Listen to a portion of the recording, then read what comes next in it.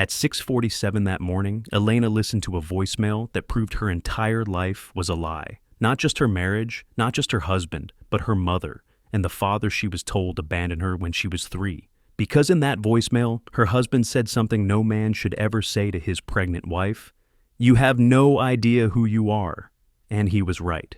6 hours earlier, Elena had woken up in a hospital bed with no clear memory of how she got there. 3 hours earlier, a billionaire she had never met warned her that her husband had been using her identity to commit crimes that could destroy her forever. She was 5 months pregnant, publicly humiliated, quietly erased, and about to be blamed for everything. But here's what no one told her. Her husband didn't marry her for love. He married her because of her father. The father she was told was dead. A man whose name had been buried so deeply that even speaking it could trigger consequences Elena wasn't ready for yet. And while she believed she was invisible, disposable, and powerless, someone had been watching her for 33 years, waiting, protecting her from the shadows. Because humiliating Elena wasn't just cruelty, it was a mistake. And by the time the truth surfaced, it wouldn't just cost her husband his marriage, it would cost him everything. This is a story of betrayal, but not the kind you think.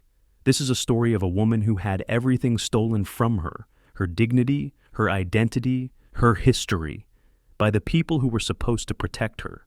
This is a story of secrets buried for 30 years, of lies told in love's name, of a father who never left. He was simply waiting. This is a story of what happens when an invisible woman decides to become undeniable, when a victim decides to become a victor, when a wife decides to become a weapon. This is a story of revenge.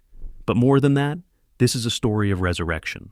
And it starts 14 hours earlier, at the most exclusive gala in Manhattan, with a pregnant woman in a second-hand dress watching her entire world collapse. Please watch till the end to see how this beautiful story unfolds. Also, subscribe to our channel. The chandeliers inside the Plaza Hotel hung like frozen galaxies, 10,000 crystals catching light and scattering it across the faces of New York's most powerful people. Champagne flowed in rivers of gold. Laughter echoed off marble columns that had witnessed a century of secrets. Somewhere, a string quartet played Vivaldi, the notes curling through the air like silk ribbons dipped in honey. It was the kind of night that made ordinary people feel small, and Elena Brooks had never felt smaller. She stood near the entrance, half hidden behind a Roman pillar, one hand pressed protectively against her 5-month belly, the other clutching an invitation she now wished she'd burned.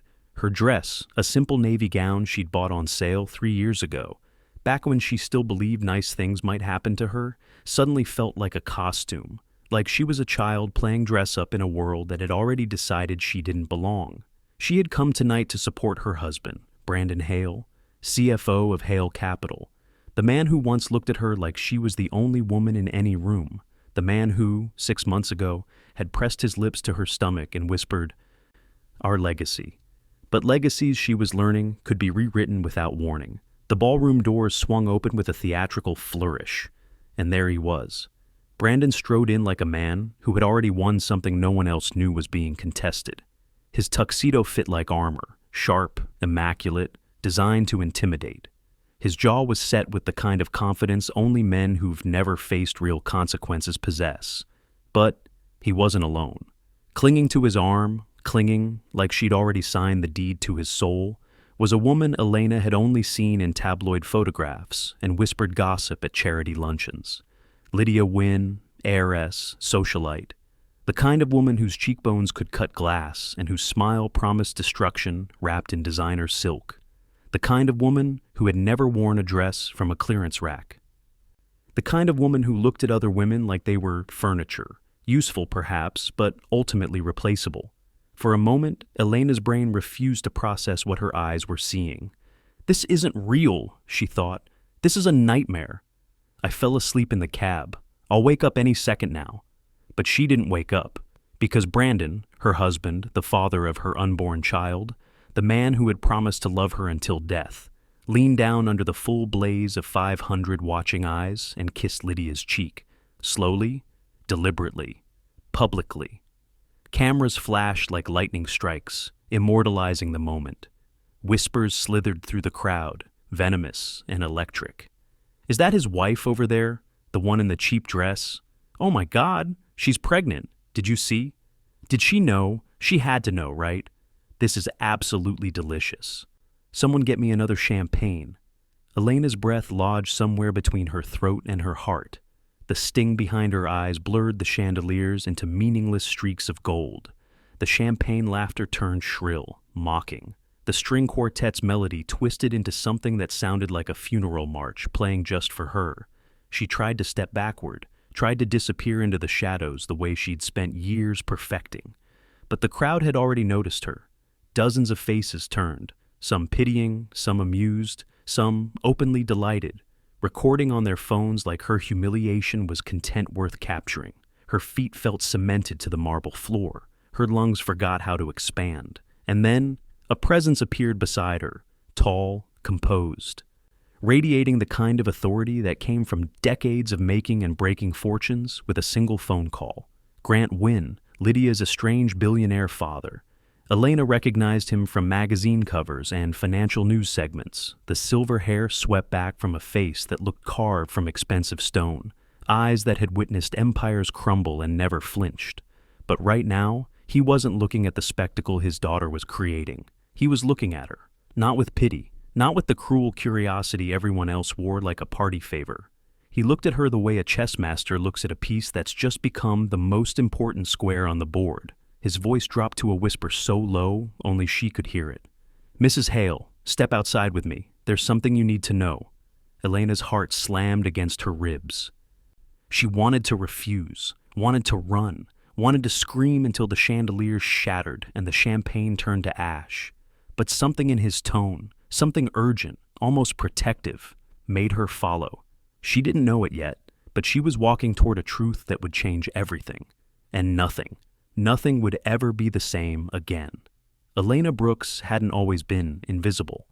Once, she was a 24-year-old architecture intern in Columbus, Ohio.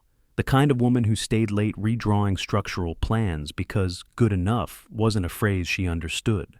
The kind of woman who argued with senior executives when their cost-cutting compromised safety standards, even when it nearly cost her career. She remembered that version of herself sometimes, late at night when Brandon was working late and the apartment felt too quiet. She'd catch a glimpse of her reflection and wonder where that fierce young woman had gone. The answer, she knew, was grief.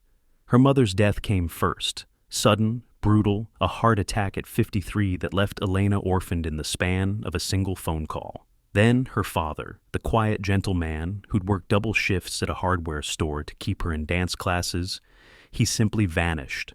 No goodbye, no forwarding address, just an empty chair at the dinner table and questions that never got answered. "Some men aren't built for staying," her mother had once said, years before she died. "They love you, but they don't know how to carry the weight of it." Elena had carried that weight alone ever since. By the time Brandon Hale walked into a corporate networking mixer in Manhattan, she wasn't looking for love. She was looking for ground. Solid, stable, predictable ground. And Brandon was a master at manufacturing the illusion of stability. He pulled out her chair at their first dinner, remembered her coffee order by their second date. Oat milk latte, extra shot, light foam. He walked her home in the rain without once checking his phone, holding his jacket over her head like something out of a film. "You're different," he told her, brushing a strand of wet hair from her face. "Everyone in this city is performing, but you're real." She believed him. God, she believed him. She married Brandon with a heart full of hope and a mind too exhausted to ask harder questions. She moved into his Tribeca apartment, quit her struggling architecture job to support his rising career, hosted dinner parties for his colleagues with a smile that never quite reached her eyes. But marriage revealed what courtship had hidden. Brandon's warmth cooled into indifference. His compliments became corrections. "You're wearing that?" delivered with a smile that didn't reach his eyes. His attention arrived only when he needed something, her signature on a document, her silence at a business dinner, her compliance when his voice rose after a bad day at the office.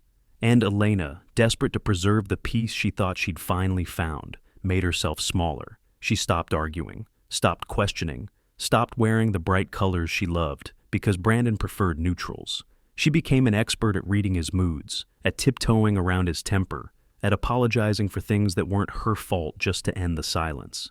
"I'm sorry" became her reflex, even when she had nothing to be sorry for.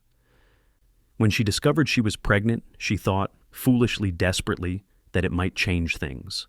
Brandon smiled when she told him, said all the right words, even pressed his lips to her belly and whispered, "Our legacy?" For 11 days the warmth returned. 11 days of breakfast in bed, of his hand on her stomach, of planning nursery colors and debating names. 11 days. Then came the late nights, the locked phone screens, the gym memberships that produced no physical change, the receipt she found crumpled in his coat pocket, a hotel room booked on their anniversary, the night he claimed he was closing a deal in Jersey. She confronted him once, just once. He laughed it off, called her hormonal, said pregnancy was making her paranoid. "You're seeing things that aren't there," he said, cupping her face with hands that suddenly felt like a cage. "Don't I give you everything? Don't I take care of you?" She apologized. She apologized for asking, and for months after that, she buried the doubt, told herself she was lucky, told herself other women had it worse, told herself that the hollow feeling in her chest was just exhaustion, just pregnancy, just a phase, until tonight. Until she watched her husband kiss another woman in front of 500 witnesses and felt something inside her finally, mercifully, crack, not break, crack, like a shell giving way, like something trapped finally glimpsing light. Grant Wynn led her through a private corridor most guests would never see. The noise of the gala faded behind them, the laughter, the clinking glasses, the false warmth, replaced by a heavy velvet silence that pressed against Elena's ears. Oil paintings lined the walls, portraits of men in dark suits, men who had shaped industries, toppled governments, rewritten fortunes with a single signature. Their eyes seemed to follow her as she walked, judging, measuring, finding her wanting. The carpet beneath her heels was so thick it swallowed sound, her footsteps, her breathing, her heartbeat. All of it disappeared into the silence. They stopped at a door marked "Private Board Members Only." Grant opened it without knocking. Inside was a lounge that looked like it belonged in another century, or another world entirely. Mahogany walls rose toward a ceiling, painted with Renaissance angels locked in eternal struggle. A crystal decanter of scotch glowed amber on a side table, catching the low light like liquid gold. Floor-to-ceiling windows overlooked Central Park, where snow had just begun to fall, soft, silent, indifferent to the chaos unfolding in the human world below. "Sit," Grant said, gesturing to a leather armchair that probably cost more than her first car, her second car, and her current car combined. "You look like the ground disappeared beneath you." "It did," Elena whispered. She sank into the chair, her hands instinctively cradling her stomach. The baby kicked once, a small, reassuring flutter, and she pressed her palm tighter against the movement, anchoring herself to the only thing that still felt real. Grant settled into the chair across from her. He didn't rush, didn't fill the silence with empty reassurances or hollow apologies. He simply watched her with eyes that had seen too much to be surprised by anything anymore. Finally he spoke. "How long?" he asked quietly. "How long has Brandon been treating you this way?"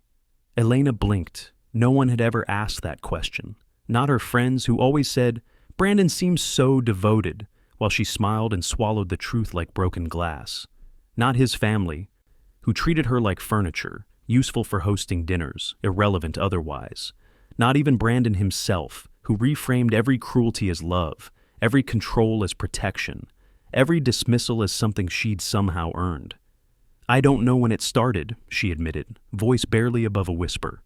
"I kept telling myself he was stressed, overworked, that the man I married was still in there somewhere, buried under the pressure." She swallowed hard, the words scraping her throat. "I didn't want to see what was actually happening." Grant nodded slowly, not with pity. She'd had enough pity for one lifetime, but with something closer to recognition. The look of a man who had watched this story unfold before, perhaps too many times. "The man you married," he said carefully, "never existed. He was a performance. A role he played until he got what he wanted." His eyes darkened. "And tonight, He stopped performing. Elena's throat constricted. Somewhere deep in the building, she could hear the distant thrum of the orchestra, the muffled roar of 500 people celebrating, while her world collapsed like a condemned building. "Why are you telling me this?" she asked, confusion cutting through the fog of humiliation. Your daughter is the reason My daughter," Grant interrupted, a flicker of something painful crossing his face, "is a grown woman who makes her own choices, disastrous ones often, but she's not pregnant, she's not vulnerable, and she's not being used as a shield for a man's crimes." Elena froze. The word landed like a physical blow. "Crimes?" Grant leaned forward, elbows on his knees, voice dropping to something barely above a murmur, the kind of voice men use when they're sharing secrets that could destroy empires. "Brandon didn't just cheat on you, Elena. He used you." The air in the room seemed to thicken, pressing against her skin. "I don't understand." Grant reached into his jacket and withdrew a slim leather folder. He set it on the table between them, like a surgeon laying out instruments before an operation. 3 weeks ago, my forensic accountants flagged unusual transactions flowing through one of Brandon's subsidiary accounts. Large sums, irregular patterns, the kind of movement that suggests embezzlement, or worse. Elena's pulse quickened. Brandon wouldn't... He did, Grant said flatly. Over $8 million skimmed from Hale Capital investor funds over the past 18 months. Hidden in shell companies, offshore accounts, cryptocurrency wallets designed to be untraceable? She shook her head, the room starting to spin. "That's not possible. I would have known. I would have seen something." "You would have what?" "Known." Grant's voice wasn't cruel, but it was relentless. "Elena, Brandon opened a secret account. He used your name, your social security number, your forged signature on documents you've never seen." The room tilted violently. "When the federal investigation comes, and it will come, your name is on every wire transfer. Your identity is tied to every fraudulent document. If he goes down, he's designed it so you go down with him." Elena couldn't breathe. Her hand pressed harder against her belly, as if she could physically shield her child from what she was hearing. "Why?" she managed, the word barely escaping her lips. "Why would he do that to me? To us?" "Because you trusted him," Grant said simply. "And because men like Brandon don't see wives as partners. They see them as resources, assets to be used, depleted, and discarded when they've served their purpose." Tears blurred her vision, but she refused to let them fall. Not here, not now, not in front of another powerful man making decisions about her life. "Why are you helping me?" she asked. "You don't even know me." Grant was quiet for a long moment. Snow fell silently outside the window, blanketing the park in white, making the world look peaceful in a way that felt like mockery. Finally he spoke. 10 years ago, I sat in a boardroom while a young architect, an intern barely out of school, stood up to a room full of executives because a design flaw endangered construction workers. She cost the firm $500,000 in delays. Her supervisors wanted her fired. They said she was difficult, emotional, didn't understand how business worked. Elena's breath caught. The memory surfaced unbidden. The cold conference room, the dismissive laughter of men in expensive suits, the terror in her chest as she refused to back down, even though her voice was shaking. "That intern," Grant continued, "saved a man's life. The scaffolding that would have been built with those flawed supports collapsed 3 months later, in a windstorm. If workers had been on it when it fell..." He let the implication hang in the air like smoke. "I never forgot that woman," he said, meeting her eyes. "And I see her still, buried under years of someone else's control, someone else's cruelty. But she's still in there, somewhere." Elena wiped her eyes with the back of her hand, smearing mascara she'd applied hours ago when she still believed tonight might be magical. "That woman feels like a stranger now." "Then it's time," Grant said quietly, "to reintroduce yourself." He slid the folder across the table. "Inside is everything you need. Bank records, forged signatures, wire transfers. Enough evidence to clear your name and destroy his." Elena stared at the folder like it might burst into flames. I don't know how to fight someone like him." "You don't have to know tonight," Grant said. "But when you're ready, and you will be ready, that folder is your weapon." He paused, his expression shifting to something she couldn't quite read. But Elena, there's something else. Something you need to understand before you decide what to do next. Her stomach dropped. What? Grant leaned forward, his voice dropping even lower. Brandon didn't marry you for love. He didn't marry you for money. You didn't have any. He didn't marry you for connections. You didn't have those either. He held her gaze. He married you for your father. Elena felt the blood drain from her face. My father is dead. He left when I was 3. He's been gone for 30 years. Grant's expression didn't change. No, Elena, he's not. Elena didn't remember leaving the lounge. One moment she was sitting in that leather chair, Grant's words echoing in her skull like a bell that wouldn't stop ringing. The next, she was drifting through the marble corridor, her legs heavy as concrete, her chest so tight she couldn't draw a full breath. Your father is alive. Brandon married you for your father. You have no idea who you are. The sentences collided and fragmented, refusing to form a coherent picture. Her father. The ghost who had haunted her childhood with his absence. The man her mother refused to speak about, whose name made her face turn to stone. The void she'd learned to build her life around, like a tree growing crooked to avoid an obstacle that was never actually there. Alive. Alive. The humiliation of the gala, Brandon, Lydia, the cameras, the whispers, suddenly felt distant, almost trivial, a surface wound compared to the earthquake splitting open beneath her feet. She pressed her palm against the cold marble wall, trying to steady herself. Her reflection caught in a gilded mirror, pale, hollow-eyed, mascara smeared, a ghost wearing a navy dress that suddenly looked like a costume for a life she'd never actually lived. Who are you? She thought, staring at the stranger in the glass. What happened to you? A wave of dizziness crashed over her without warning. The corridor tilted, the chandeliers blurred into streaks of gold, her knees buckled. Elena! Grant's voice cut through the fog, sharp with alarm. She felt his hands catch her before she hit the floor. Steady, strong, certain. The hands of a man who would never let anything slip through his fingers unless he chose to release it. You're burning up, he said, pressing the back of his hand to her forehead. We need to get you to a hospital, now. I'm fine, she tried to say, but the words came out slurred, distant, belonging to someone else entirely. You're not fine. You haven't been fine for a long time, and your body is finally telling you what your mind refused to accept. Another wave hit, brutal, disorienting. The world narrowed to a single point of light at the end of a very long tunnel. I just wanted my family, she whispered, tears streaming down her face, mixing with the sweat on her cheeks. I just wanted him to love us. I just wanted to be enough. Grant's expression cracked, just for a moment. A fracture in the composure of a man who had spent decades learning to feel nothing publicly. That man, he said quietly, doesn't know how to love anything he can't control. And the moment you became inconvenient, you stopped being human to him. Elena's vision narrowed. The light dimmed. The last thing she heard before the darkness took her was Grant shouting for help, his voice echoing off the marble walls like a prayer no one was certain would be answered. And then, nothing. Just silence and darkness and the distant sound of a heartbeat she wasn't sure was her own.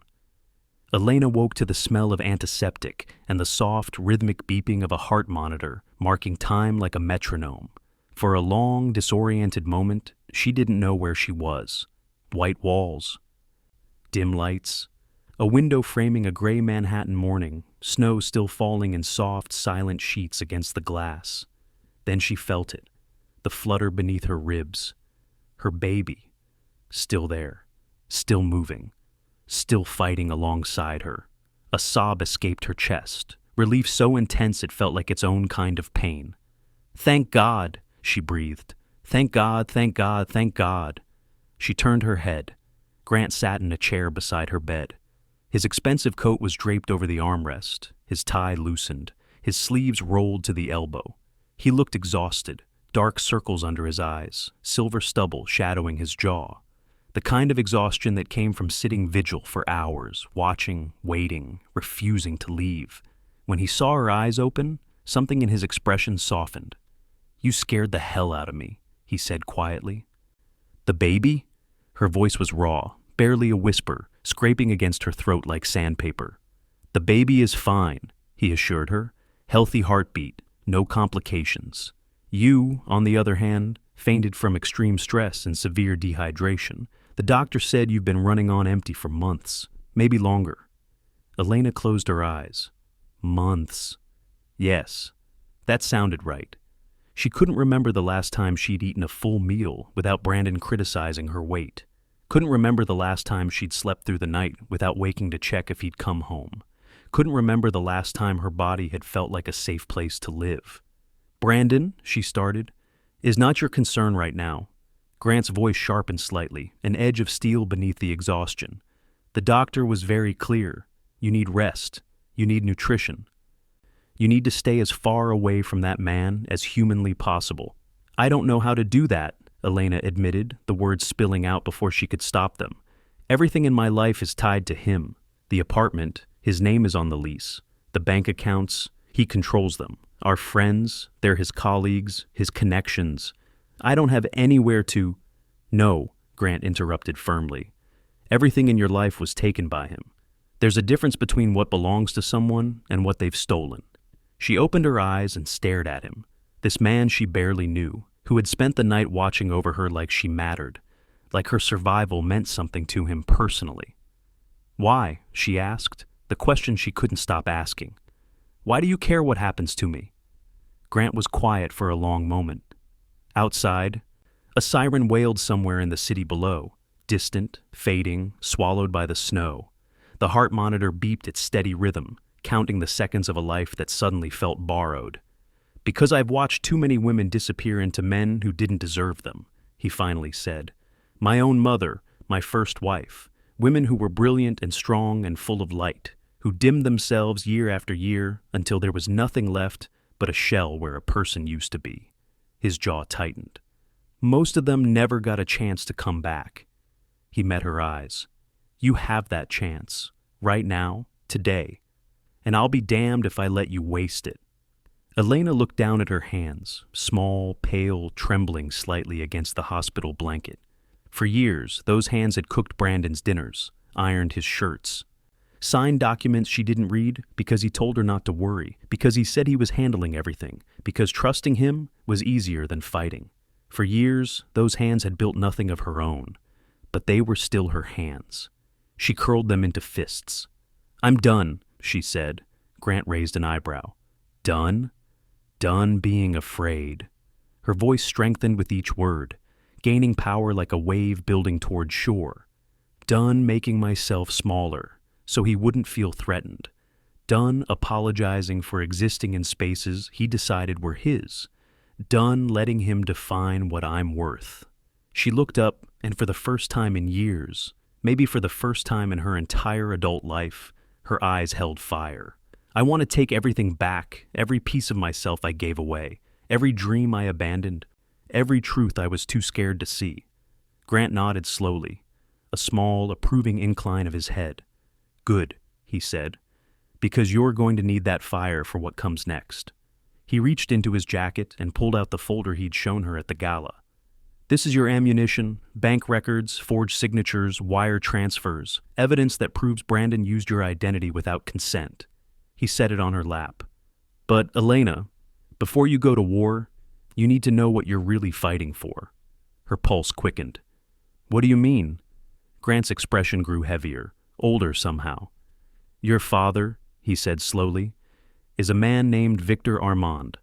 The name meant nothing to her. He was one of the most powerful financial strategists of the last century, built an empire from nothing, destroyed anyone who stood in his way. Then, 30 years ago, he vanished. No body, no trace. Everyone assumed he was dead. Grant paused. "He's not dead. He changed his name, rebuilt his network in the shadows. And when Brandon started digging into your family history, trying to find leverage, trying to find connections, he stumbled onto a thread that led straight back to Victor." Elena's blood ran cold. "Brandon married me to get to my father?" "Brandon married you because he thought you were the key to Victor's empire. He thought if he controlled you, he could eventually control the connections, the wealth, the power." Grant's voice dropped. "What Brandon didn't understand is that Victor has been watching you your entire life, protecting you from a distance." And the moment Brandon touched you, the moment he threatened Victor's bloodline, he signed his own death warrant. Elena's head was spinning. My mother, she whispered. Did she know? Did she know who my father really was? Your mother, Grant said gently, spent her entire life running from him. She changed your name, moved you across the country, built walls around you so high she hoped no one would ever find you. He paused. She almost succeeded. Elena felt tears streaming down her face, tears she couldn't stop, didn't want to stop. Her mother, the woman who had worked 2 jobs to keep them fed, who had read her bedtime stories and braided her hair and never, ever spoke about the past. She was protecting me, Elena breathed. She was trying to, Grant confirmed. But secrets have a way of surfacing. And now that Brandon has exposed you, now that your name is in federal databases connected to his crimes, Victor knows exactly where you are. The heart monitor beeped faster. Is he coming for me? Grant held her gaze. He's already here. 3 days later, Elena walked into the Hale Capital boardroom. She had spent those 3 days preparing, not just her body, which was still recovering, but her mind. Grant had arranged for private security, a safe house, legal counsel. He had given her space to grieve, to rage, to sit in silence staring at walls while her entire understanding of her life rearranged itself. But now, she was ready. She wore a simple charcoal dress that accommodated her growing belly. No jewelry, no makeup. Just the evidence folder clutched in her steady hands, and a calm she'd borrowed from some deep reserve she didn't know she possessed. The board members froze mid-conversation when she entered. 12 men in suits worth more than most people's cars, their faces masks of polite confusion. They had expected a quarterly review. They had not expected the CFO's pregnant wife walking in like she owned the building. Brandon, standing at the head of the long glass table with a laser pointer in his hand, went white. Elena? His voice was sharp, a warning disguised as surprise. You shouldn't be here. This is a private meeting. She didn't flinch. I have every right to be here, she said calmly. Especially today.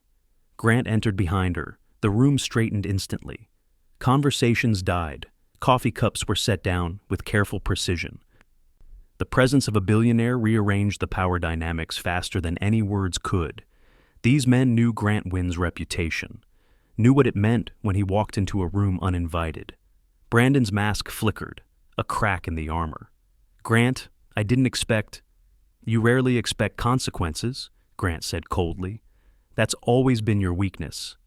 Lydia sat in the back corner of the room, oversized sunglasses hiding her expression, her posture rigid with tension. She looked smaller somehow, diminished, like she was already calculating her exit strategy. Elena ignored her completely. She stepped forward and placed the evidence folder on the conference table. Her hands didn't shake. Her voice didn't waver. These are records, she said, loud enough to reach every corner of the room.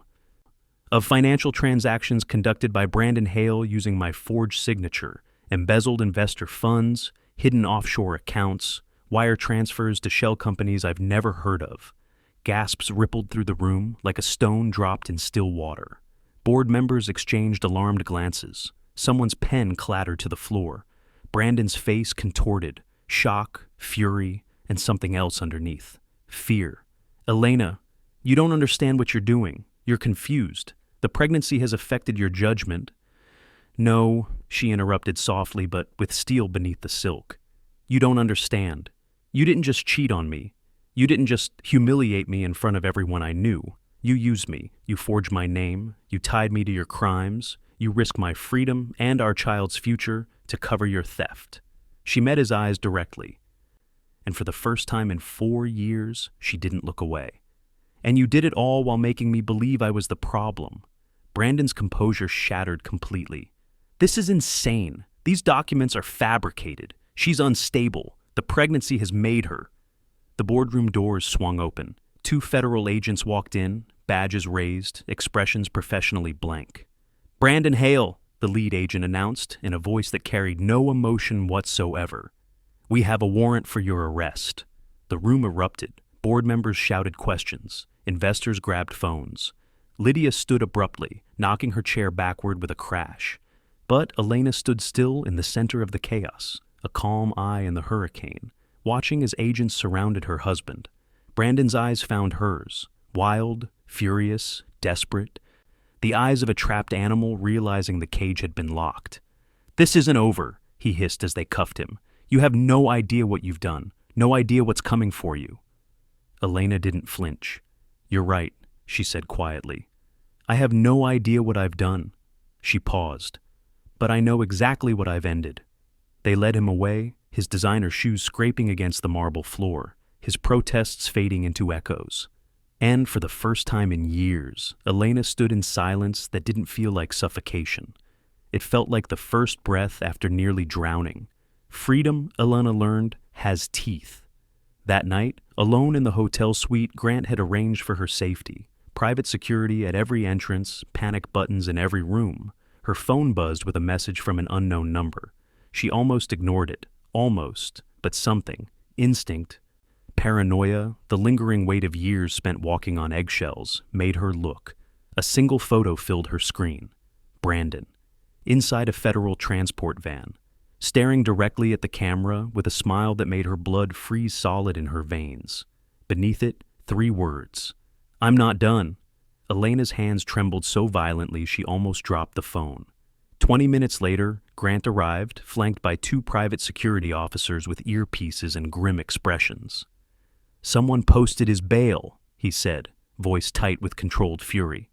"Someone with significant resources and significant reasons to want him free. The name on the paperwork was blocked by court order." Elena's throat constricted. "So he could be anywhere?" "He disappeared from federal custody an hour ago. They're searching, but—" He didn't finish the sentence. He didn't have to. Before the weight of that could fully settle, a violent knock rattled the suite door. Grant stepped in front of Elena instantly, his body a shield. The door burst open. But it wasn't Brandon. It was Lydia. Mascara streaked down her face in dark rivers. Designer dress wrinkled and torn at the hem. Eyes wild with a terror Elena had never seen on the composed socialite's face. "Dad," Lydia gasped, barely able to form words. "It's Brandon. He found me. He was waiting at your townhouse. Inside, Dad. He was inside the house." Grant grabbed her shoulders. "Did he hurt you?" "No, but he's different, unhinged, like something broke inside him." Lydia's voice cracked, the socialite veneer completely gone. "He kept saying someone ruined his life. He kept talking about Elena like she belonged to him, like she was property he needed to reclaim." Elena's stomach twisted into knots. "He said he had unfinished business," Lydia whispered. "He's coming here." The lights flickered. Once, twice, 3 times. Then the corridor outside plunged into emergency red, pulsing, rhythmic, like a heartbeat made of light. And from somewhere deep in the building, distorted, crackling through the emergency intercom, a voice echoed, calm, controlled, completely unhinged. "Elena." A pause. Come out, wherever you are." Emergency lights painted the hallway in pulsing crimson, turning the luxury hotel corridor into something from a nightmare. Elena's breath came fast, sharp, her hand pressed protectively over her belly as Grant positioned himself between her and the darkness pooling at the corridor's end like spilled ink. Security formed a protective wall, 4 men with military training and concealed weapons. But the footsteps kept coming, slow, deliberate. The measured pace of a man who believed he had all the time in the world, who believed the ending was already written in his favor. And then Brandon emerged from the shadows. He looked nothing like the polished executive who had strutted through boardrooms and ballrooms with that confident smile. His suit was torn at the shoulder, spotted with something dark. His hair hung disheveled over bloodshot eyes that seemed to belong to someone else entirely. His smile was fractured, feral, the smile of a man who had lost everything and decided to drag the world down with him. "Hello, Elena," he said, voice echoing off the marble walls. "Did you really think you could destroy me and walk away? Did you really think there wouldn't be consequences?" Grant stepped forward, positioning himself directly in Brandon's path. "Take one more step toward her, and I'll end you myself. I don't need security for that." Brandon laughed, hollow, manic, broken like glass grinding against glass. "You think money makes you powerful? You think your name means anything? I had everything under control until you interfered, until you filled her head with lies and turned her against me. You destroyed yourself, Elena said, surprising herself with the steadiness in her voice. A voice she barely recognized, a voice that belonged to the woman she was becoming. The moment you decided to use me, to use our child, as a shield for your crimes. Brandon's expression twisted into something ugly, something true. That child, he spat, is mine, my blood, my legacy. You don't get to walk away with what belongs to me. Something inside Elena ignited, a fire that had been waiting her entire life to burn. Our baby is not property, she said quietly but fiercely. And neither am I. We never were. Brandon lunged. Security moved, but he was faster, fueled by desperation and fury that had been building for days, shoving past guards until his fingers grazed Elena's arm. Grant slammed him backward with enough force to send him crashing into a service cart, crystal glasses shattering everywhere. "Touch her again," Grant growled, standing over him, "and breathing will become your fondest memory." But Brandon scrambled upright, cornered, wild, and then he laughed again, that broken, triumphant laugh.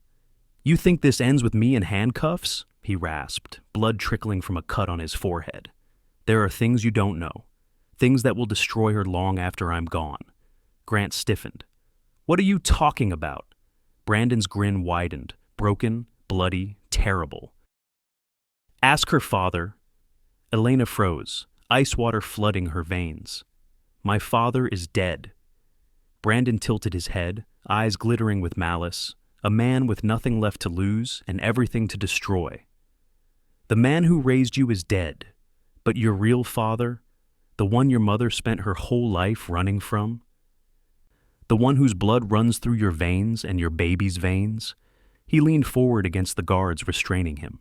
"He's alive. He's powerful. He's been watching you since the day you were born. And he's very, very interested in what happens next." The corridor fell silent. Even the emergency lights seemed to pause their pulsing. "You have no idea what bloodline you carry," Brandon whispered. "No idea what's coming for you. And when he finds you, when Victor Armand finally decides to claim what's his..." Grant's fist connected with Brandon's face before he could finish. Brandon crumpled. The guards dragged him away, his laughter echoing down the corridor like a curse that would follow her forever. But Elena barely heard it. She was too busy processing 3 words that had just changed everything. Victor Armand. Her father had a name. And somewhere in the darkness, he was watching. 48 hours later, Elena's phone buzzed with a video message from an unknown number.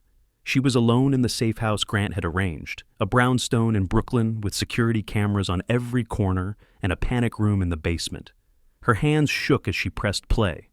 A man's silhouette appeared on screen, tall, silver-haired, standing before a wall of windows overlooking the Manhattan skyline at night.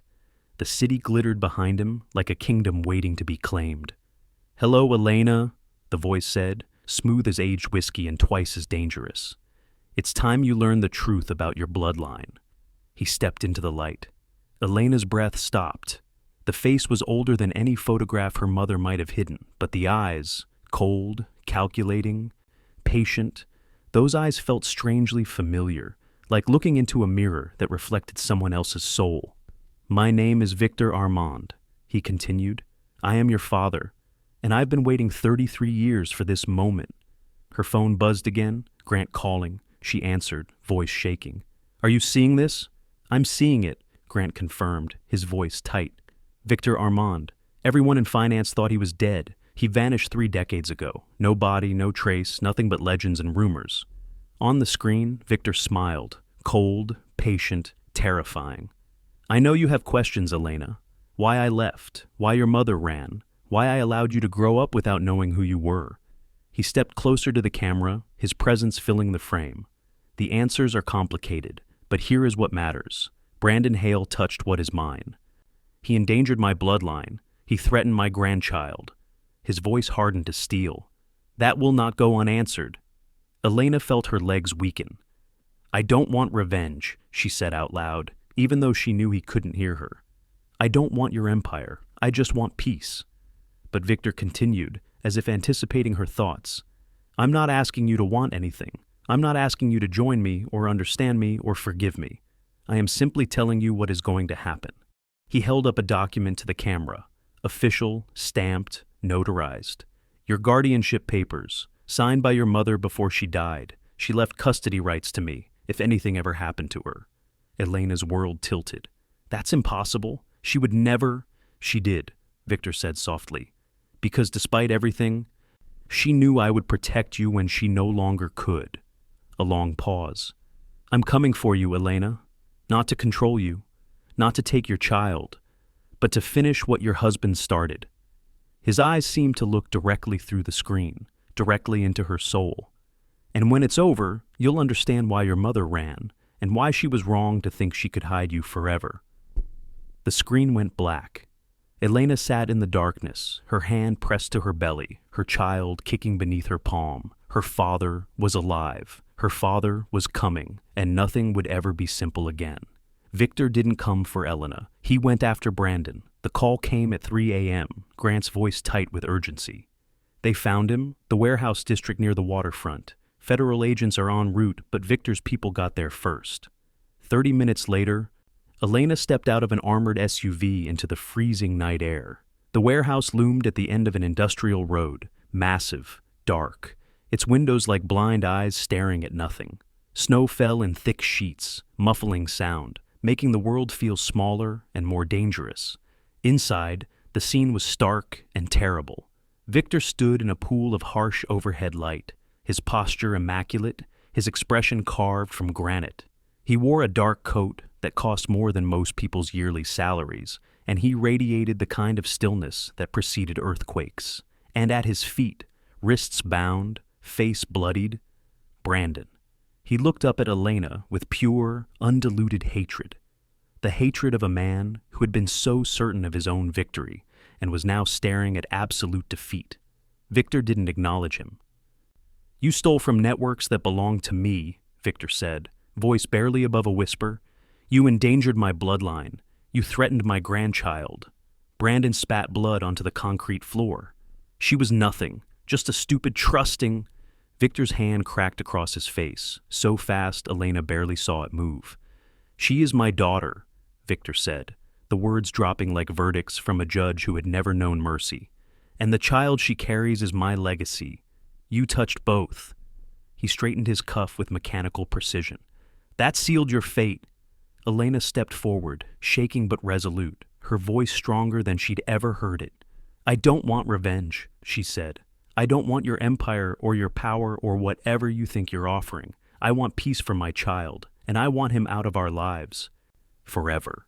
Victor studied her for a long, measuring moment. Father and daughter, face to face for the first time in 33 years. Then, slowly, he nodded. "Justice will be legal," he said. "Not lethal, for your sake."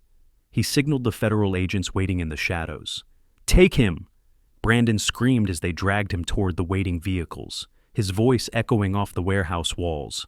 "Elena, you'll regret this. You need me. You—" His voice faded into the frozen night, swallowed by the snow and the darkness and the end of everything he'd built on lies. Victor turned to face his daughter one last time. "If you ever need me—" "I need one thing," Elena interrupted, her voice steady now, certain. "A chance to build my own life, without you, without him, on my own terms." A long pause. Snow drifted through the warehouse's broken windows, landing softly on the concrete floor between them. Then Victor smiled, small, almost proud, the first genuine expression she'd seen on his face. "A Brooks woman indeed. Your mother would be proud." He turned and walked into the darkness, his footsteps fading until there was nothing left but silence and snow and the beginning of something new. Grant appeared beside Elena, his breath fogging in the frozen air. "It's over!" Elena looked up at the falling snow, soft, quiet, cleansing, covering the ugliness of the world in temporary white. "No," she said. "It's just beginning." Sunlight poured through the windows of Elena's brownstone apartment in Brooklyn. The nursery walls were painted the softest shade of lavender, the color of spring flowers and new beginnings. A mobile of silver stars turned slowly above the crib, casting tiny shadows that danced across her daughter's sleeping face like gentle dreams. Mia. Elena had chosen the name herself. It meant mine in Italian. And for the first time in her entire life, Elena understood what it meant to have something that truly, completely, irrevocably belonged to her. Not because someone gave it to her, not because she earned someone's approval, but because she had fought for it, bled for it, risen from the ashes of her own destruction to claim it. A knock at the door. She opened it to find Grant standing on the stoop, holding a single white rose, snowflakes melting in his silver hair, his expression softer than she'd ever seen it. "I've been thinking," he said quietly. Elena smiled, a real smile, one that reached her eyes. "Dangerous habit for a billionaire," he laughed, that rare, genuine sound she'd only heard a handful of times over the past year, the sound of walls coming down. "I've spent my whole life building empires," he said, "acquiring companies, winning wars no one else knew were being fought, making money that would outlast my grandchildren's grandchildren." He stepped closer, close enough that she could smell cedar and winter air. "But I've never built anything that actually mattered. Not really. Not the kind of thing that makes a life worth living." He met her eyes, those sharp, intelligent eyes that had seen through her husband's lies, that had seen her when she'd forgotten how to see herself. "I'd like to try, with you, if you'll let me." Elena looked at the rose in his hand, at the snow falling behind him, at the man who had believed in her when she couldn't believe in herself. She thought about the woman she'd been a year ago, small, scared, disappearing into someone else's shadow like it was the only place she belonged. That woman was gone. In her place stood someone new, someone forged in fire and loss and betrayal, and the kind of pain that either destroys you completely or transforms you into something unbreakable. She knew which one she'd chosen. "Yes," she whispered. Grant stepped inside. The door closed softly behind him, and as Mia stirred in her crib and the city hummed its eternal song below, and the snow continued to fall on a world that was finally starting to feel like home, Elena understood the truth her mother had tried to teach her all those years ago. Some women are shaped by comfort. They grow like flowers in greenhouses, beautiful but fragile, dependent on conditions they can't control. But the strongest women, the ones who change the world, who raise daughters who change it further, they're not shaped, they're forged in fire, in loss. In the moment they decide that invisible is no longer an option. And Elena Brooks, survivor, mother, warrior, had been forged in the hottest fire of all, the fire of finally knowing exactly who she was. So that's how Elena's story closes. And if you're still here, truly still here, after everything, it tells me something in this story reached a place inside you that doesn't open easily. Maybe you've been Elena, shrinking yourself to fit someone else's expectations, apologizing for existing, wondering if the person you used to be still exists somewhere beneath all the compromise and all the silence. Maybe you've watched someone become her, a friend, a sister, a mother, and felt helpless to pull them back from the edge. Or maybe you're somewhere in the middle of your own reckoning right now, standing at the edge of a decision that terrifies you, wondering if you're strong enough to walk through the fire and come out the other side. Here's what I want you to know. You are. Not because it's easy, not because you feel ready, not because someone's coming to rescue you, but because strength isn't the absence of fear. It's the decision to keep moving anyway. Elena didn't win because she was fearless. She won because she stopped letting fear make her decisions for her. That option is available to you, right now, today. This very moment. You don't need permission. You don't need a billionaire to hand you evidence. You don't need anyone to believe in you before you believe in yourself. You just need to decide, truly decide, deep in your bones, that you're done being smaller than you were made to be. And then take one step, just one. The rest will follow. It always does. If this story moved you, if it reminded you of something you needed to remember, do me one favor. Like this video and subscribe to our channel. Share it with someone who needs to hear it.